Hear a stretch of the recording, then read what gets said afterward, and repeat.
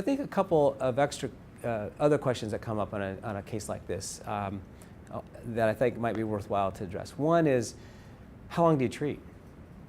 So in the trials, when we looked at the use of bevacizumab in combination with chemotherapy in recurrent platinum-resistant disease, the trial really didn't have an upper limit. We just treated patients into progression. But it does raise a question about what are the endpoints for therapy. And I usually tell patients that there are 3 endpoints. Either the drug works completely, so a complete remission. And in that situation, what I'll generally do is treat 2 cycles past that point to confirm that it's a complete response. The second endpoint would be that the disease progresses on treatment. Okay, so disease progression. So in that particular setting, we would stop and obviously switch. And the third endpoint would be intolerable toxicity, so a dose-limiting toxicity. And this would be, for instance, hearing loss or neuropathy grade 3.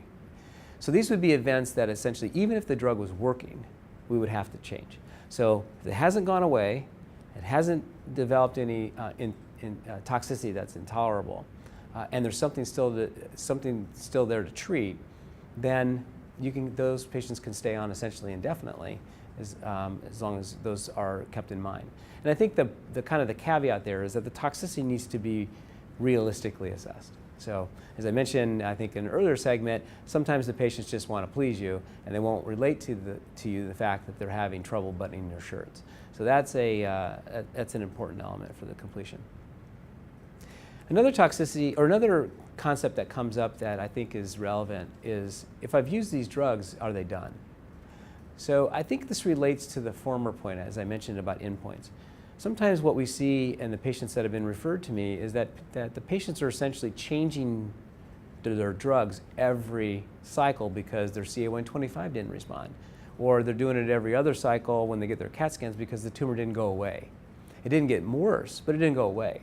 And I think that can lead you down a road where you're essentially exhausting drugs without really giving them a chance to work. But I think if the point is that you're following this prescription and you're keeping the patients on and they develop a progression to that toxicity, progression to that regimen, it doesn't necessarily mean that you can't ever give those drugs again.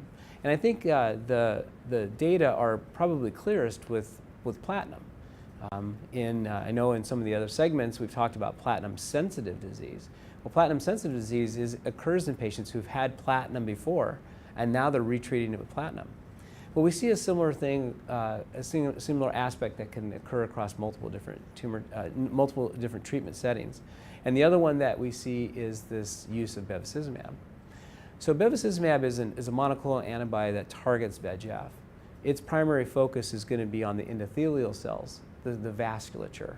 It also has an effect on the tumor cell itself. The vasculature is a much more stable environment than the tumor. And so in that scenario, even though the tumor may mutate and may progress on a specific treatment regimen, you can still target the endothelial cells because they're relatively stable from a genomic standpoint. And we've had some good examples in the literature where patients have been treated with a chemotherapy regimen plus bevacizumab, have developed progressive disease, and then they have maintained on bevacizumab with a different chemotherapy backbone, and shown that those patients who stayed on bevacizumab through the change in their chemotherapy regimen did better than the patients who just went on to chemotherapy without the bevacizumab. And I think this speaks to the kind of the nuanced art of medicine, art of treatment, when you're thinking about the tumor in its totality, not just the tumor ball, not just the vasculature, but the stroma, the immune function, and all those components can lead you back to developing specific therapies that may include agents you've used before. And so I think that is in a kind of an important treatment aspect. I think that we're continuing to develop and to develop better guidelines around.